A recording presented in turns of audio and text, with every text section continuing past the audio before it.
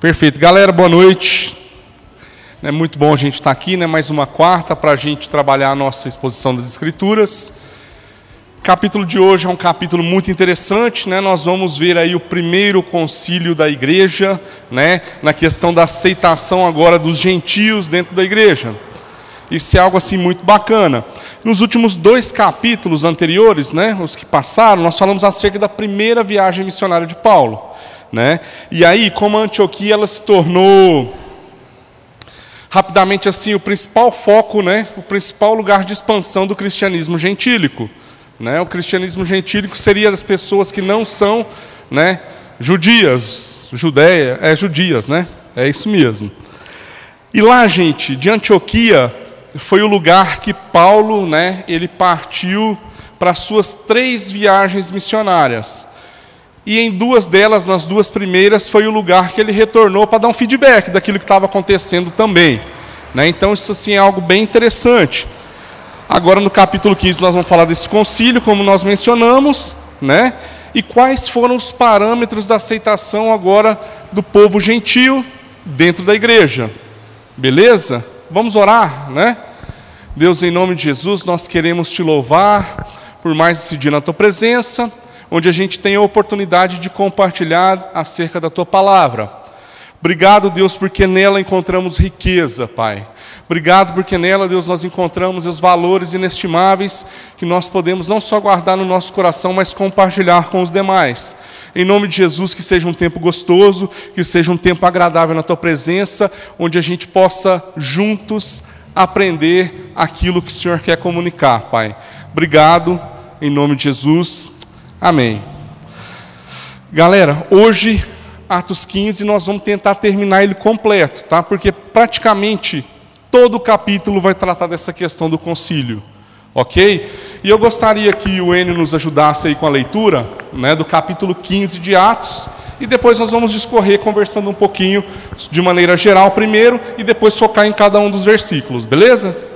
Então vamos lá. Então, alguns que tinham descido da Judéia ensinavam assim os irmãos: se vos não circuncidardes, conforme o uso de Moisés, não podeis salvar-vos.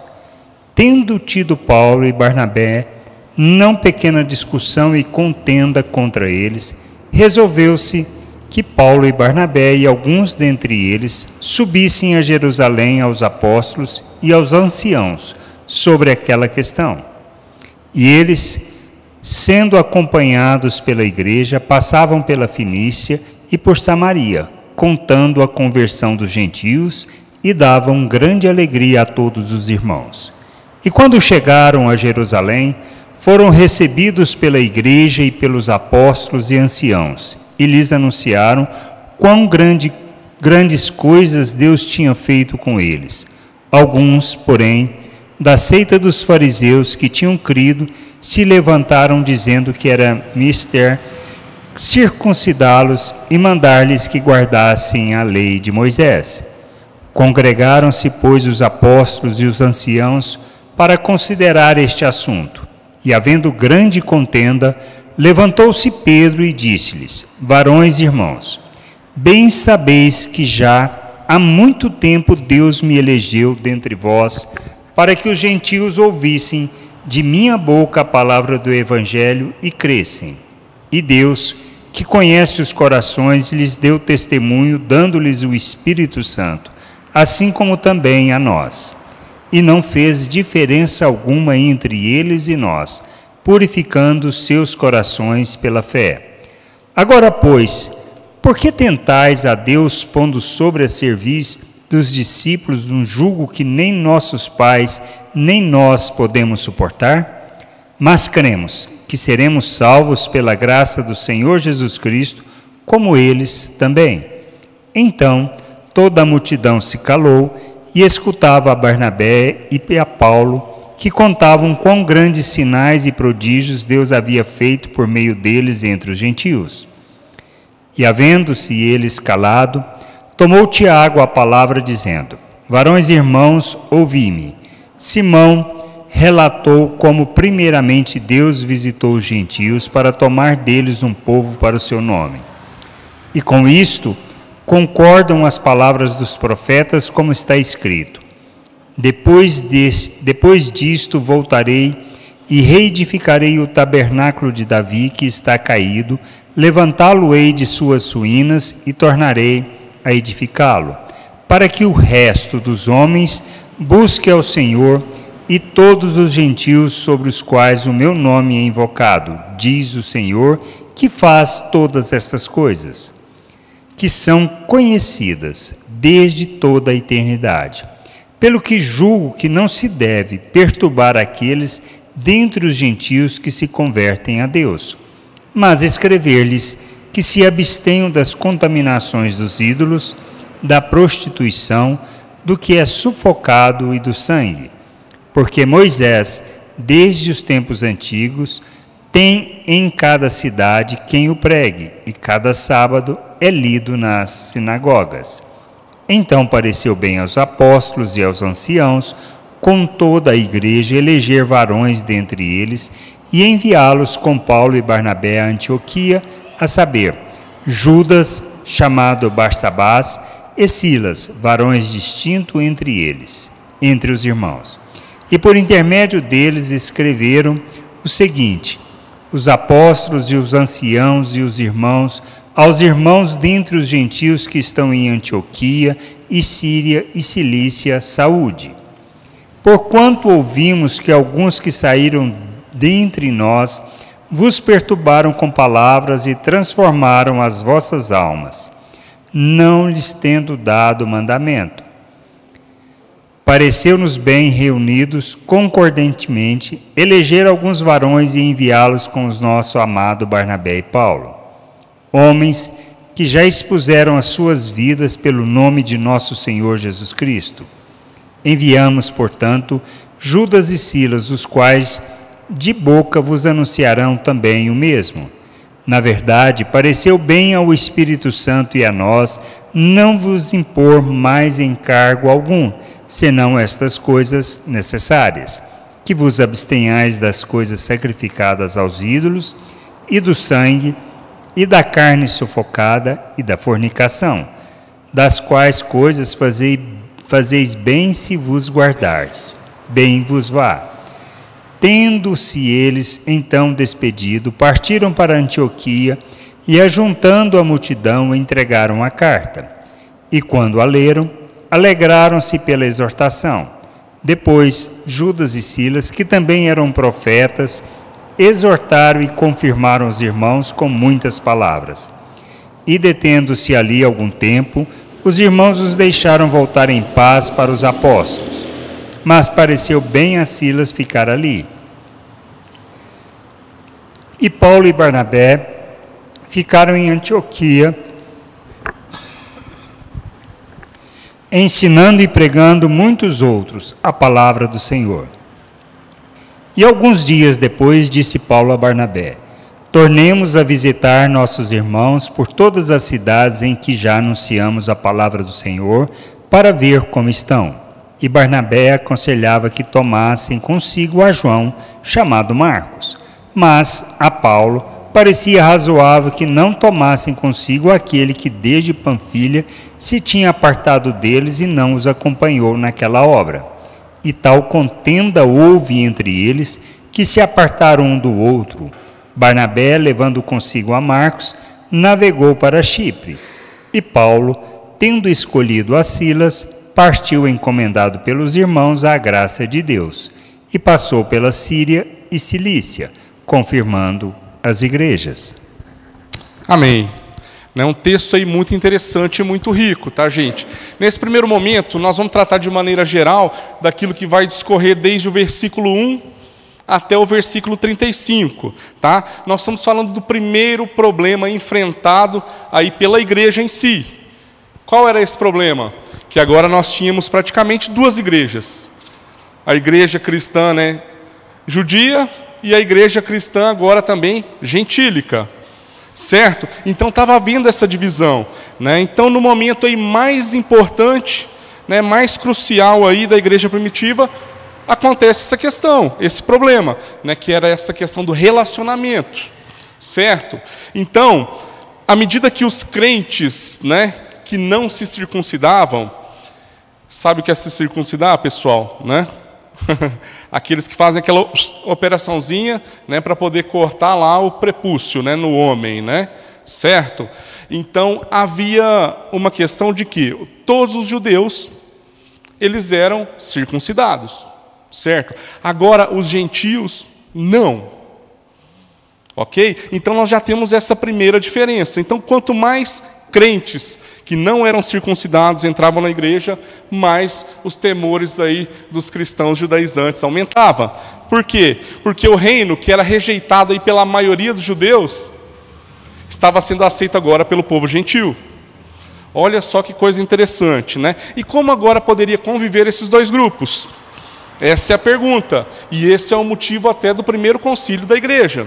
Correto? Então, antigamente, como nós podemos perceber, a igreja era formada apenas por judeus. Certo? E aí depois nós temos também a vinda de Jesus, né? E Jesus, o que ele nos dá? Nos dá uma comissão. Qual que é essa comissão agora? Ir, né, a todo mundo, pregar o evangelho, né, a toda criatura e fazer discípulos de todas as nações. Ou seja, Deus já havia preparado que o evangelho do seu reino era para alcançar somente os judeus?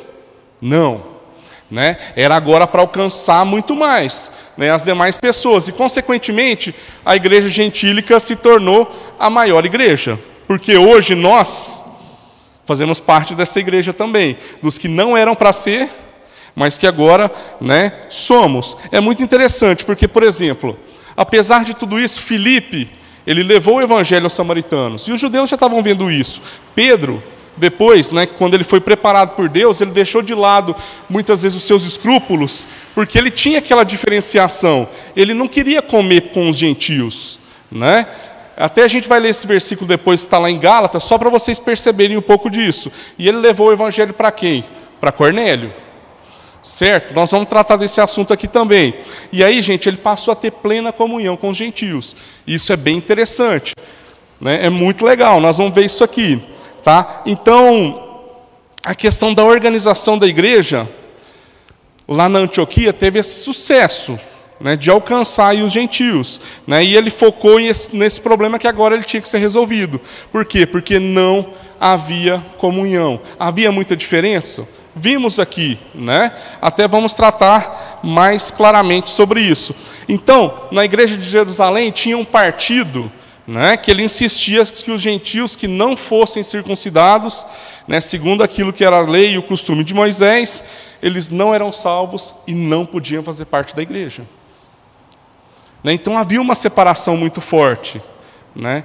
Hoje, talvez, muitas vezes também tem alguns crentes que eles querem fazer uma separação das pessoas que estão chegando, né? Fala assim, ó, você tem muito para percorrer, para você chegar e até aqui, né? Então a gente vê que às vezes alguns erros também se repetem, né? Agora, essa questão da circuncisão, ela foi mais ou menos na época do ano 48 depois de Cristo. Né? 20 anos depois da fundação da igreja. Então era algo recente, problemas recém estavam sendo identificados, certo? 10 anos depois, né, da recepção dos gentios como membros. Olha só, né? Então 10 anos, gente, parece muito tempo, mas é pouco.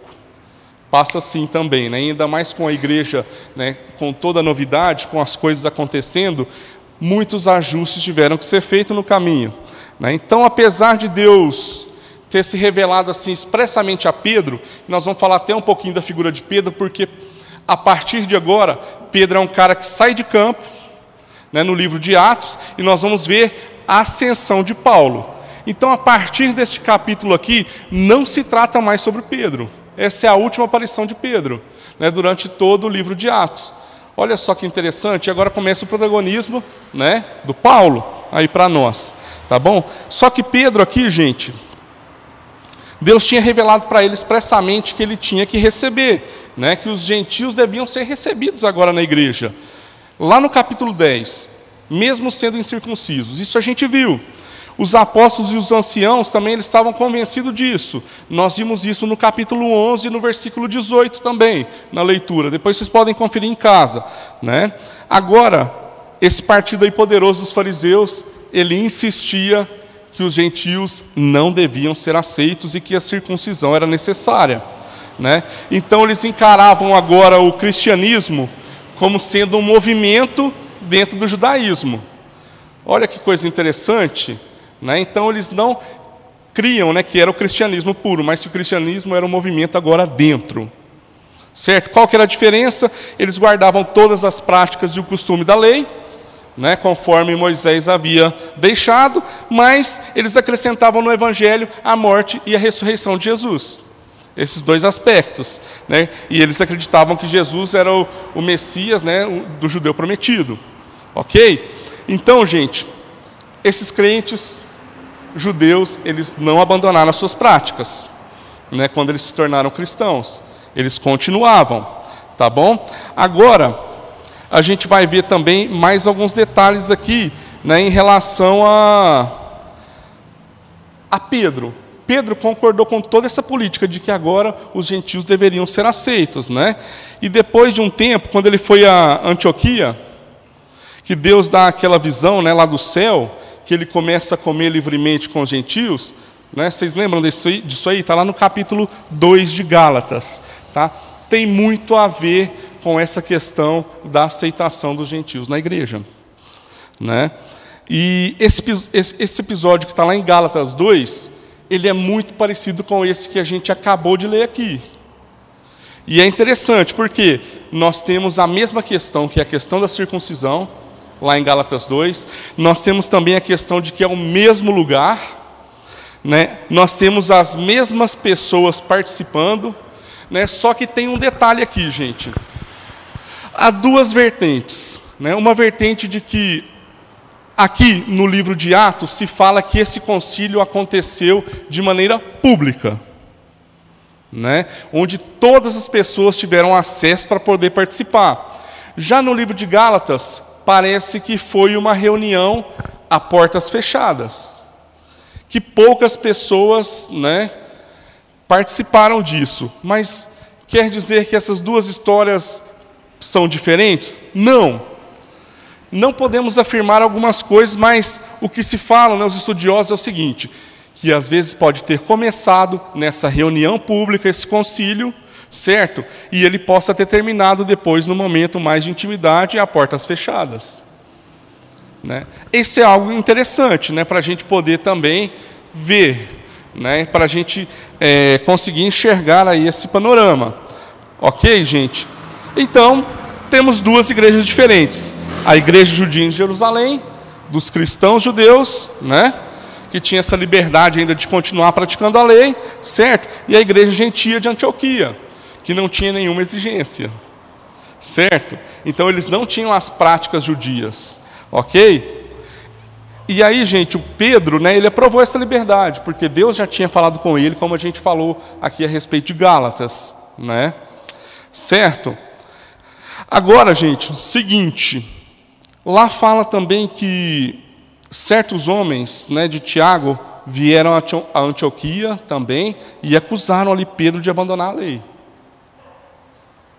né, porque Pedro já estava comendo com os gentios e fizeram assim ver que as atitudes deles não estavam de acordo com aquilo que era o judaísmo, né? E aí, gente, Pedro fica assim com um pé meio atrás, tanto que em um determinado momento ele deixa de comer com os gentios quando os judeus estão olhando e passa a comer com os judeus.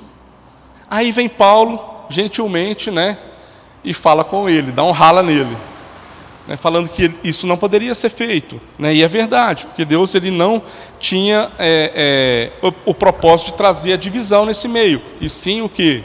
A união. Tanto que nesse concílio, né, foram pedidos ali 4 coisas que nós vamos detalhar agora que leiamos os demais versículos. Tudo bem, gente? Ok? Né, então, tranquilo. Ótimo. Gente, então vamos lá. Nós vamos tratar aqui um pouquinho do versículo 1 e 2. Né? Fala assim, então, alguns que tinham descido da Judéia ensinavam assim os irmãos, se não vos circuncidardes conforme o uso de Moisés, não podeis salvar-vos. Tendo tido Paulo e Barnabé não pequena discussão e contenda contra eles, resolveu-se que Paulo, Barnabé e algum dentre eles subissem a Jerusalém, né, aos apóstolos e anciãos sobre aquela questão. Então, como a gente mencionou, isso aqui, gente, causou uma dissensão na igreja de Antioquia. Certo? Causou aí uma diferença, né? E achou necessário levar essa questão para Jerusalém. Por que para Jerusalém?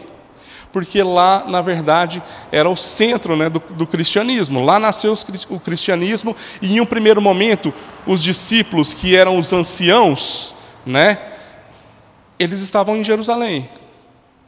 Ok? Então, por isso, se centralizava lá. Né? Então, foi feita uma delegação. Ok?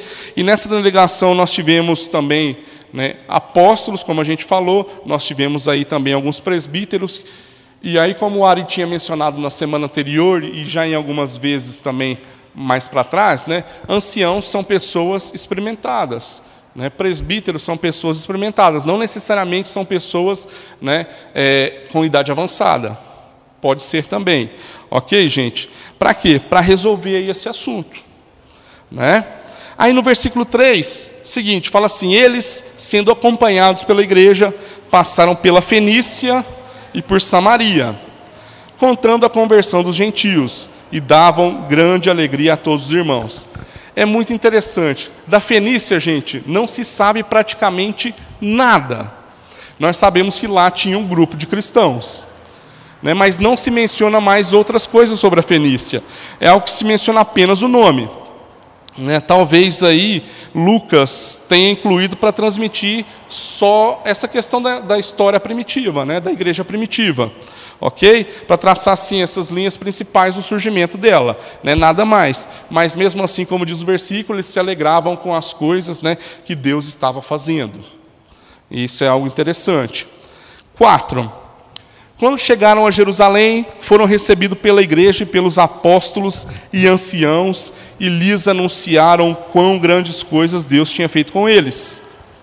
Alguns, porém, da seita dos fariseus, que tinham crido, se levantaram, dizendo que era mister circuncidá-los e mandar-lhes que guardassem a lei de Moisés. Tá bom? Então a igreja, lá em Jerusalém, ela recebeu bem, né, essa delegação.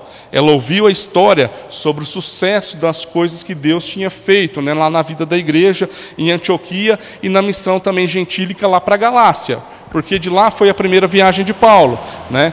E aí, gente, o que acontece? Os convertidos fariseus, né, eles fazem as suas críticas, mantinham aí a sua posição de que os convertidos gentios tinham que se circuncidar para se tornarem, né, aceitos dentro da comunidade, né, e aqui essas diferenças começaram a ser apontadas, a partir desse ponto, ok? E aí ele fala no 6, né, congregaram-se, pois, os apóstolos e anciãos para considerar esse assunto. Então o que provocou isso? Uma assembleia, como a gente mencionou, né, e essa assembleia ela era formal, formada aí pelos apóstolos, pelos presbíteros e anciãos, e essa delegação de Antioquia. Né? Certo? Lá no versículo 12, mais para frente, no 22, a gente vê que apesar da igreja ter participado de um todo nessa decisão, depois pode ser que seja algo a portas fechadas, como havíamos mencionado. Ok? Vamos para o 7. 7 até o 9, né? E havendo grande contenda, levantou-se Pedro e disse-lhes: varões irmãos, bem sabeis que já há muito tempo Deus me elegeu dentre vós, para que os gentios ouvissem da minha boca a palavra do evangelho e crescem. E Deus, que conhece os corações, lhe deu testemunho, dando-lhes o Espírito Santo, assim como também a nós, e não fez diferença alguma entre eles e nós, purificando o seu coração pela fé. Então aqui é interessante, gente. Lá em Gálatas 2 também, nós vamos ler até o versículo 11 e 12, só para vocês perceberem aqui um pouquinho, né, daquilo que Paulo também fala. Né? Ele repreendeu lá Pedro, como a gente tinha mencionado. Ele fala o seguinte, lá no versículo 11 e 12 de Gálatas: quando, porém, Pedro veio a Antioquia, enfrentei-o face a face, por sua atitude condenável. Pois antes de chegarem alguns da parte de Tiago, ele comia com os gentios. Quando, porém, eles chegaram, afastou-se, separou-se dos gentios, temendo os que eram da circuncisão. Olha só que coisa interessante, né? Pedro, então, na qualidade aqui de líder, né, dos apóstolos, ele voltou, né, à sua posição anterior, apesar de já ter dito que agora os gentios eram aceitos, né? Isso é algo assim que foi um pouco ruim, né, nesse primeiro momento. Por quê, gente? Porque Deus, aqui como Paulo falou, aceitava os gentios por quê? Pela fé. Pela fé que eles tinham, né, em Cristo Jesus. E aí é interessante, a experiência, né, que já tiveram anteriormente em Cesareia, que Deus tinha dado já o Espírito Santo para os gentios que não tinham se circuncidado, né? Ele também tinha feito com os 120 discípulos lá no Pentecostes. Então, assim, a gente vê que o mesmo mover que Deus fez no Pentecostes, né, com os discípulos, Ele também fez no meio dos gentios. Né? E já havia essa diferenciação de alguns costumes. Né? Então, gente, Deus pode trabalhar na vida de qualquer pessoa. E isso, né, a partir da morte e da ressurreição de Jesus Cristo, nós vemos que o Evangelho, né, ele consegue romper as barreiras de Jerusalém, e aí nós vemos também a questão da Judéia, da Samaria, né, até chegar aos confins da terra. Né? Isso é muito interessante, tá bom? E nós, gente, somos servos nisso tudo agora, né, do reino de Jesus, tá bom? Nós não somos detentores do favor de Deus. Nós não somos privilegiados só nós, assim como alguns judeus pensavam que eram, porque agora o Evangelho é para todos. O versículo 10, lá fala assim: agora, pois, por que tentais a Deus, pondo sobre a serviço dos discípulos um jugo que nem nossos pais, nem nós podemos suportar? Mas cremos que seremos salvos pela graça do Senhor Jesus Cristo, como eles também.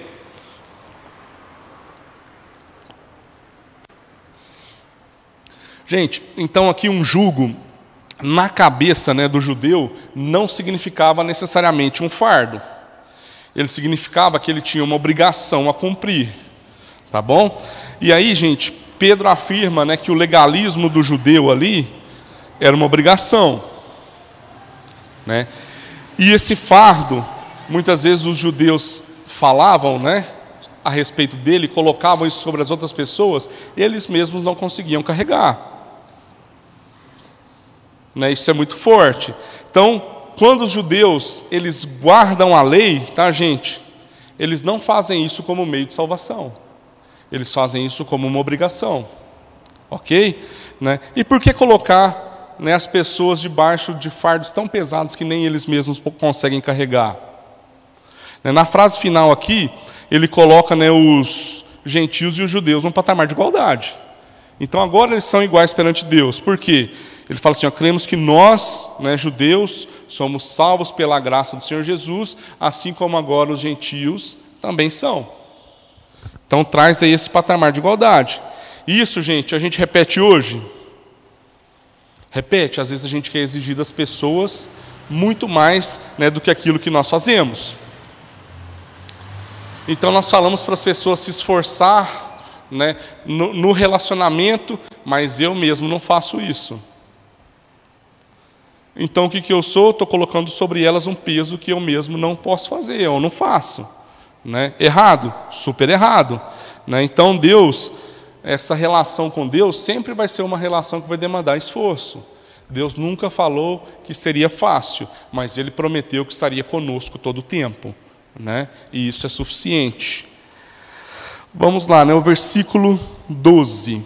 Então toda a multidão se calou e escutava Barnabé e a Paulo, que contavam quão grandes sinais e prodígios Deus havia feito, né, por meio deles entre os gentios.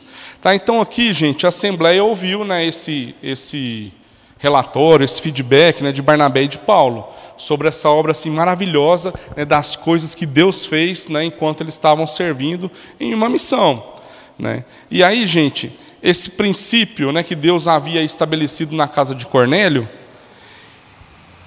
ele tinha sido, na verdade, confirmado pelas experiências, né, que eles tiveram, experiências marcantes mesmo nessa primeira viagem.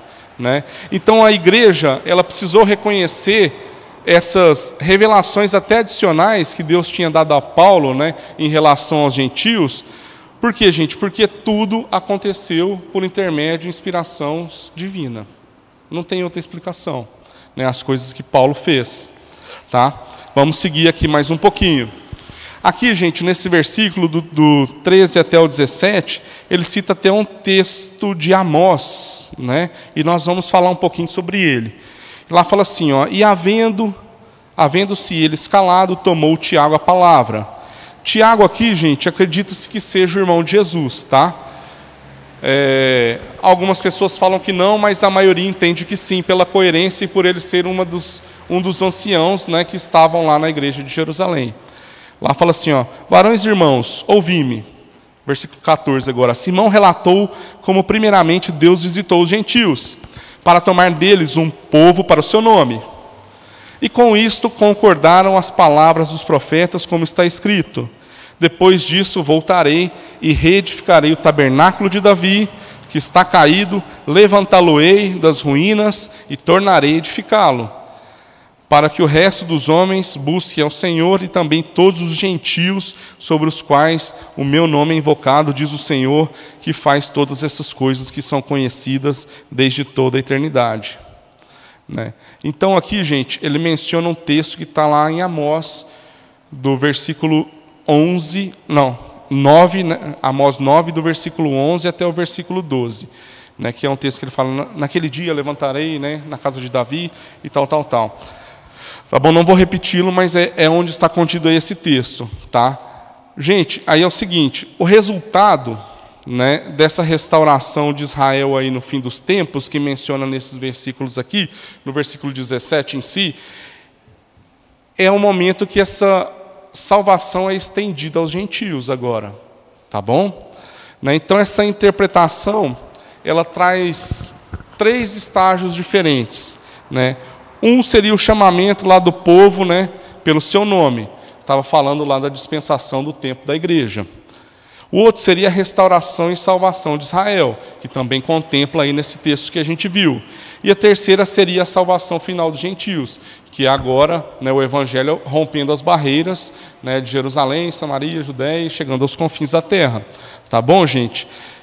O verso 15, um dos que a gente leu, ele pode se referir lá a Pedro na casa de Cornélio, né? Mas os demais aí se referem, né, à presença agora dos gentios. É mais interessante porque agora, de maneira mais explícita, os gentios eles estavam incluindo, né, estavam sendo incluídos, na verdade, agora nesse povo de Deus. Beleza? Vamos lá. Ok, vamos para o 19. Pelo que julgo que não se deve perturbar aqueles dentre os gentios que se convertem a Deus. Tiago, gente, então aqui ele foi de uma opinião, né, bem honesta e bem sincera, que agora não deveria mais perturbar os gentios, né? Por quê? Porque aqui eles queriam que eles aceitassem a lei de Moisés. E Tiago já fala que sim, que não é necessário. E aí ele vai explicar aqui alguns parâmetros. No versículo 20, ele fala assim, ó, mas escrever-lhes que se abstenham das contaminações dos ídolos, da prostituição, do que é sufocado e do sangue. Então aqui, gente, nós temos 4 elementos. Tá? E esses 4 elementos, o que eram? Na verdade, era para manter agora, dentro da igreja, uma comunhão, respeitando as diferenças. Então isso aqui era algo em comum que deveria ser agora feito pelos gentios.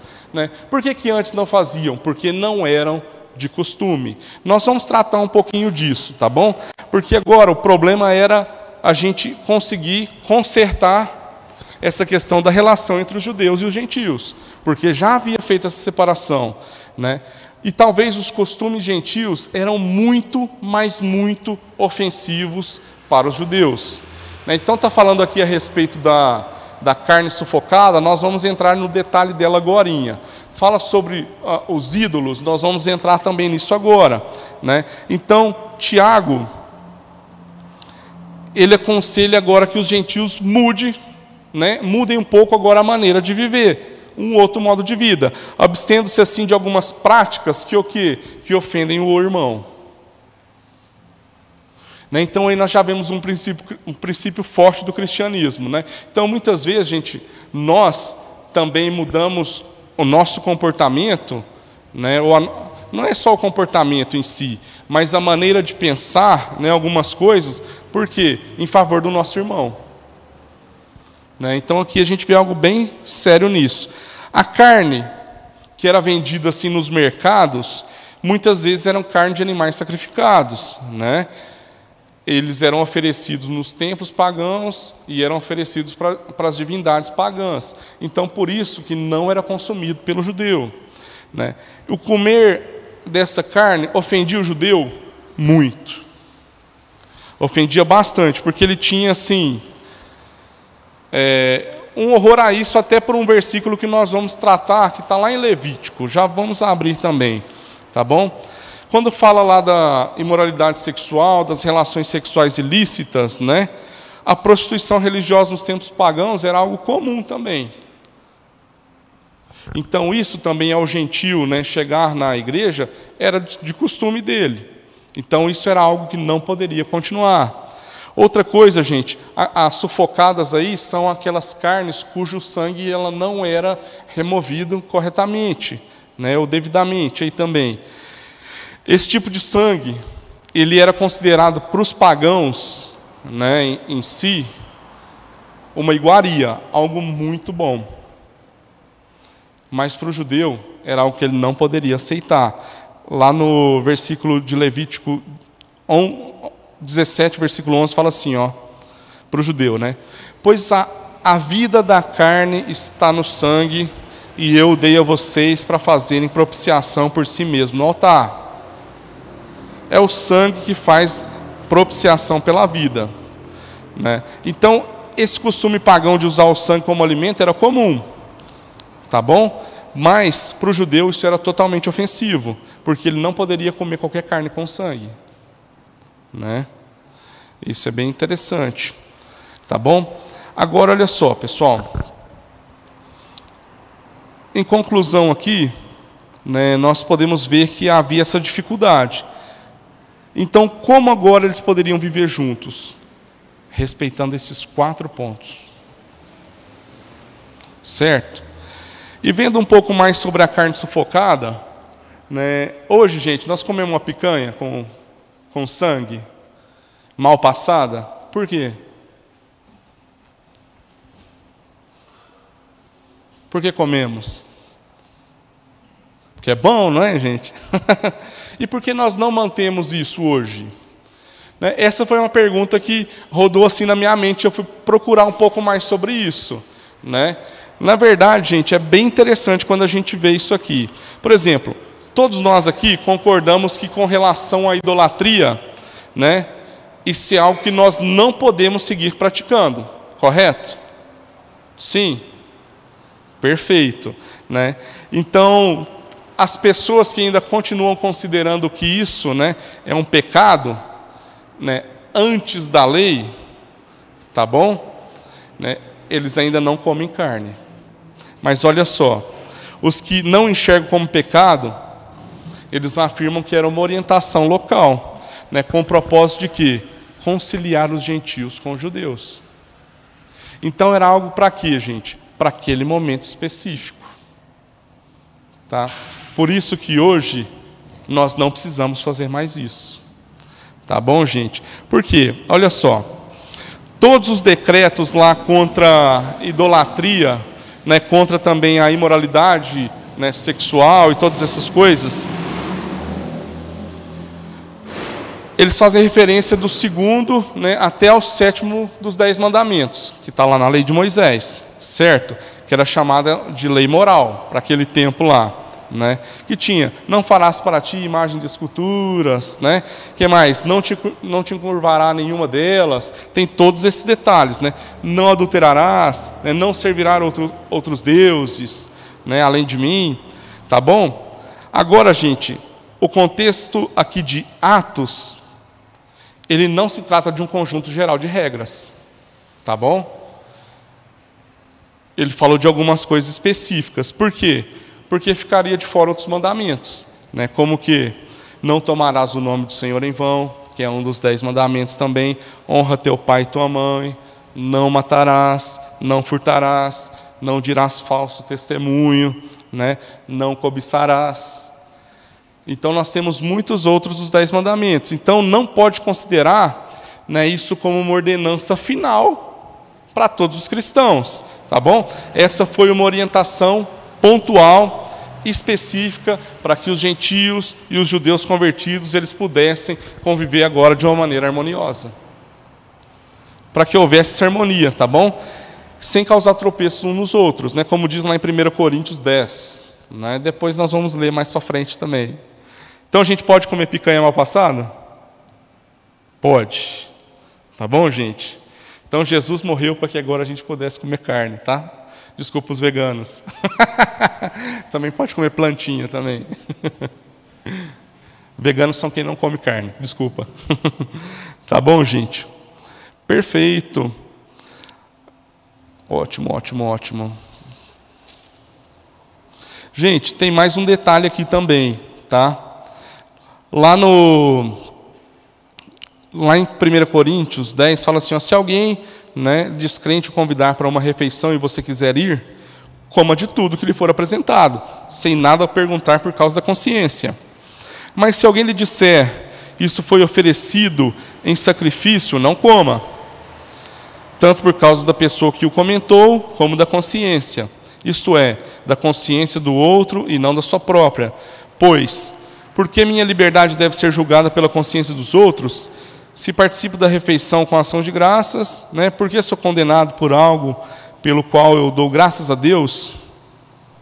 Quer comais, quer bebais ou façais qualquer outra coisa, fazei tudo para a glória de Deus. Né? Portai-vos, de modo que não deis escândalos nem aos judeus, nem aos gregos, nem à igreja de Deus. Né? Então aqui a gente vê, segundo esse princípio, né, paulino, se o crente ele quiser se abster, né, ele pode, tá bom? Mas ele tem que fazer isso para quê? Para a glória de Deus. Né? E o que não se considera, né, que deve fazer isso, ele pode seguir também fazendo as coisas para a glória de Deus. Amém? Gente, agora olha só. Dentro da questão do cristianismo, o Ari tinha até citado outra vez que em relação, né, aos judeus, eles seguiam acertadamente, né, 613 ordenanças da lei de Moisés, que está descrito lá na Torá, tá bom? E os gentios que se convertessem, quantos eles tinham que seguir? Apenas 7. Né? Isso é interessante, porque essa observação também se deu a partir desse primeiro concílio. Né? Então, para os judeus, né, que consideravam aí essas leis, né, que são descritas na Torá, 613 são ordenanças, né, do próprio Moisés, e as outras 7 são chamadas leis de Noé. Essas leis de Noé seria para aquelas pessoas que quisessem agora aderir à fé, né, judaica, naquele primeiro momento. E eles também, né, deveriam se abster aí do sangue, deveriam se abster também da carne sufocada, da prostituição, e tudo isso também consta nas leis de Noé. Então isso também era um princípio que estava ali naquele mesmo tempo, né? Agora, olha só, o judaísmo são as 7 leis. E de acordo com a tradição judaica, né, elas foram ordenadas lá depois do dilúvio, para toda a humanidade. Sabe quais são elas, gente? Eu não vou ler o nome delas, porque eu não consigo pronunciar bacana, beleza, gente? Parece coisa do Harry Potter, aquelas mágicas, né? A avó da Zara, né? Parece umas mágicas, assim. Um chama não cometer idolatria, né, que é esse primeiro, a avó da Zara, né? O outro é não blasfemar. O outro é não assassinar, o outro é não roubar, não cometer imoralidades sexuais, não maltratar os animais e estabelecer sistemas e leis de honestidade e justiça. Então essas são as leis que supostamente agora os filhos de Noé, que somos todos os gentios, deveriam seguir, né, para os judeus. Fácil? Tá fácil, né? Agora imagina, para os judeus sobrou mais de 600 ainda para eles seguirem cumprindo, né? Por que não está aqui a questão do sábado? Porque o sábado, sim, né, era para o judeu somente, né? É bem interessante isso. Então, para os judeus, nós somos considerados filhos de Noé. Ok? Perfeito. E o sábado, gente, não está aí nas leis de Noé, porque esse mandamento foi dado aos filhos de Israel segundo a carne, tá? Vamos seguir aí mais um pouquinho. Porque Moisés, 21, tá? Desde os tempos antigos, em cada cidade em que o pregue, e cada sábado, né, é lido nas sinagogas. Então, gente, Moisés ainda continuava sendo lembrado, tá bom? Os gentios, eles tinham que se abster dessas práticas, né, que para o judeu era ofensiva, né, porque agora eles se reuniam na mesma cidade, nos mesmos locais, nos mesmos templos, né, e onde Moisés era lido todo sábado. Então, para ter essa harmonia, eles tinham que respeitar essas questões. Então, a menção que o Tiago faz, ela é muito importante, né, para a gente entender aqui corretamente as coisas, né. Essas restrições, o se abster, né, tinham um significado para quê? Para diminuir o atrito, né, da relação entre o judeu e o gentio.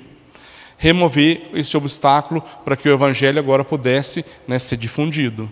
Beleza? Então tinha essa questão aí. 22. Então pareceu bem aos apóstolos e aos anciãos, com toda a igreja, eleger varões dentre eles e enviá-los com Paulo e Barnabé a Antioquia, a saber, Judas, chamado Barsabás, e Silas, varões distintos entre irmãos, né? Gente, esse Judas aqui, né, que é o chamado Barsabás, ele parece que é o irmão de José, tá? Porque ele é mencionado lá no livro de Atos 1, versículo 23. Já esse Silas aqui, ele também é chamado de Silvano. Olha só que interessante, a gente vai ver ele em 1 Tessalonicenses, depois nós vamos ver em 2 Coríntios, em 1 Pedro também menção nele, tá bom? Por quê? Porque mais tarde ele foi o companheiro de Paulo, até no final do capítulo trata sobre isso, né? Ok? 23. E por intermédio deles escreveram o seguinte: os apóstolos e os anciãos e os irmãos, né, aos irmãos entre os gentios que estão em Antioquia, Síria e Cilícia, né, saúde. Então aqui isso na verdade só está cumprimentando, né?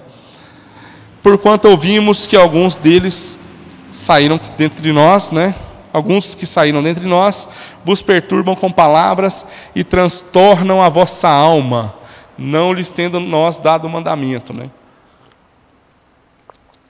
Eu estava lendo a respeito desse versículo, em alguns comentários também, né, e ele fala que talvez transtornar a alma aí seria algo forte demais, né? Ele fala que seria perturbar a vossa mente, né, algo mais, né, apropriado para isso aqui, tá bom? Por quê? Porque a igreja de Jerusalém, ela não apoiava assim como um todo, né, essa posição desse extremo partido judaizante, né, que estava a fim de realmente excluir os gentios da parada.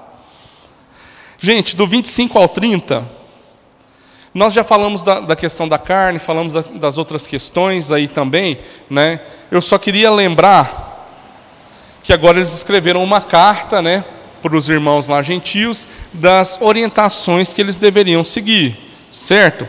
Então eles dão todas as instruções, né, contidas nessa carta, conforme a gente mencionou o significado de cada uma delas, tá bom? O sacrifício, gente, quando ele é agora para o nosso irmão, ele é algo agradável a Deus, né? Deus, ele se alegra muito mais quando a gente serve o nosso irmão. Por quê? Porque assim como ele enviou a Cristo, né, para dar toda a vida para que agora nós tivéssemos vida, o Pai se alegra quando nós também damos a nossa vida em favor dos nossos irmãos, como está lá em 1 João 3,16, né? Hoje, então, gente, muitas vezes a gente quer que as pessoas se sacrifiquem por nós. A gente quer que o outro faça para que a gente possa, né, obter algum benefício, né? Mas o caminho que Jesus nos ensina é o contrário disso, né? Porque agora, né, aquele que quer ser o maior é o que serve. E que coisa boa é a gente poder servir também os nossos irmãos, né? Certo? Então, gente, do versículo 25 ao 30, né, tratamos um pouquinho disso aí. No 30 fala assim: tendo eles, então, despedido, partiram para Antioquia e, ajuntando a multidão, entregaram essa carta, né? 31, tá? Até o 33. Lá fala assim: quando a leram, alegraram-se pela exortação. Depois, Judas e Silas, que também eram profetas, exortaram e confirmaram os irmãos com muitas palavras.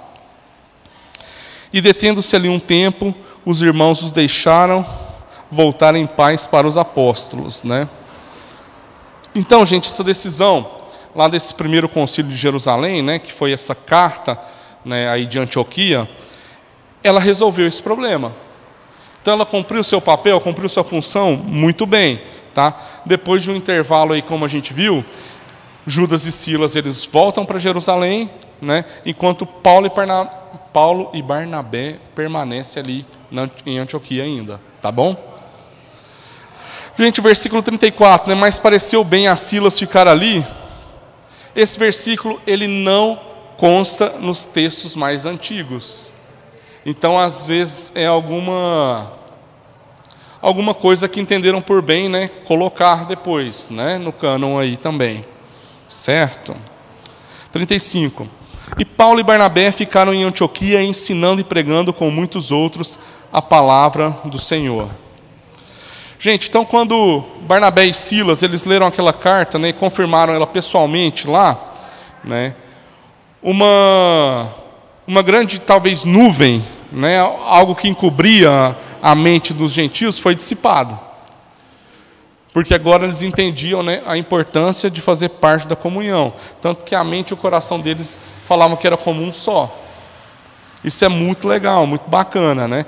Isso abriu, gente, o caminho para que agora mais esforços fossem feitos para que o evangelho chegasse, né, a outros lugares. Certo? Tem um versículo no capítulo 4 de Efésios, tem alguns versículos, né, que é do 7 ao 13, que fala assim, vocês conhecem também, né? E a cada um de nós foi concedida a graça, conforme a medida repartida por Cristo. Por isso é que foi dito, né? Quando ele subiu em triunfo às alturas, levou cativos muitos prisioneiros e deu dons aos homens. Significa que ele subiu, senão que também havia descido às profundezas da terra. Aquele que desceu é o mesmo que subiu acima de todos os céus, a fim de encher todas as coisas. Ele designou alguns para apóstolos, outros para profetas, outros para evangelistas, outros para pastores e mestres, com o fim de preparar os santos, tá bom, gente? Para a obra do ministério, para que o corpo de Cristo seja edificado, até que todos alcancemos a unidade da fé, do conhecimento do Filho de Deus e cheguemos à maturidade, atingindo a medida da plenitude de Cristo. Então, gente, é o seguinte, quando a gente deixa as diferenças, né, de lado, e a gente entende, né, que são os pontos fortes e os valores que nos unem, a gente vê que a cultura do reino de Deus, né, do evangelho, elas se tornam reais no nosso meio, né, e elas são relevantes e elas são eficazes, né. Por exemplo, eu tinha uma frase do Agostinho, que eu até mencionei ali em outro momento, nas coisas, né, que nós temos diferenças, né, tem que realmente haver diversidade, mas nos pontos que nos unem, né, na verdade, temos que ter unidade, e em tudo temos que fazer com amor, né? Então isso é algo bem interessante, e realmente isso revela, né, um princípio dentro do reino de Deus também. Gente, seguinte, para a gente finalizar essa parte aqui também, vamos ler esses últimos versículos aí, né? 36, fala assim, alguns dias depois, disse Paulo a Barnabé, tornemos a visitar nossos irmãos por todas as cidades em que já anunciamos a palavra do Senhor, para ver como estão.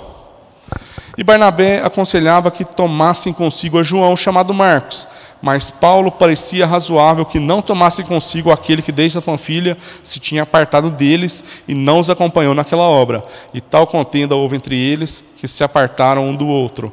Barnabé, levando consigo a Marcos, navegou para Chipre. E Paulo, tendo escolhido a Silas, partiu encomendado, né, pelos irmãos à graça de Deus. Tá? Gente, aqui Lucas ele passa a registrar, né, o que seriam os preparativos para aquilo que nós podemos chamar da segunda viagem missionária de Paulo. Tá bom? Sobre a orientação aí do Espírito Santo, né, que havia direcionado. E é bem interessante, gente, porque eles vão chegar também a novas regiões aí. Tá? Barnabé queria levar com eles João Marcos. Por que que Paulo não quis? Né? Por que que houve essa diferença, né, aí entre os dois? Bom, aparentemente, João Marcos ele tinha algum grau de parentesco com Barnabé também. Né? E Barnabé entendia que ele podia agora participar. E Paulo entendia que a missão era algo muito sério. E realmente Barnabé também entendia, né? E ele falou assim, olha, ele já nos abandonou uma vez, né? Então acho melhor não levá-lo. Olha só. Gente, mas aqui foi algo interessante. Paulo e Barnabé, eles concordaram que agora eles deviam trabalhar, então, separados. E essa separação, gente, embora tenha acontecido assim, parece que foi até uma briga, gente, não foi, tá? Porque mais tarde eles trabalharam juntos novamente, tá bom, gente? Nós vamos ver isso lá em 1 Coríntios 9, no versículo 6. Nós vamos ver isso lá em Colossenses 4, no versículo 10, tá bom? Então isso é algo aí também que foi por um tempo, né? Barnabé e João Marcos, como foi falado aqui, foram para onde? Para Chipre. Aí eles visitaram as igrejas de lá, né? Ok? Aquelas que foram organizadas na primeira viagem missionária, certo? Já Paulo, gente, ele mandou buscar novamente o Silas de Jerusalém, aquele que tinha vindo, né, para trazer a carta. E aí eles começam a viajar juntos, certo?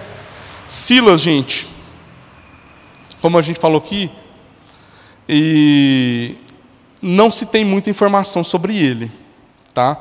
Algumas coisas aqui que é interessante, né, que eu até anotei. Primeiro ele foi emissário, né, depois ele voltou para Jerusalém, né, certo? Nós falamos que o nome dele é o Silvano, também que está lá escrito em outros capítulos. Ele parece ter sido um cidadão romano, né, muito culto. Substitui aí a Barnabé, né, como um amigo íntimo de Paulo, né? E aí, gente, depois de um tempo, né, a gente vê que Timóteo, ele seria o próximo aprendiz aí de Paulo também, né? Então seria algo assim.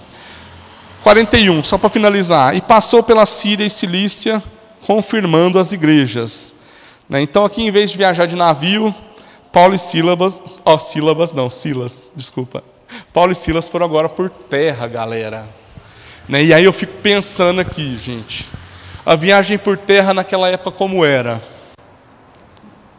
Gente, a maioria era a pé, né? E aí, gente, se caminhava bastante. Imagina ir de uma cidade para outra.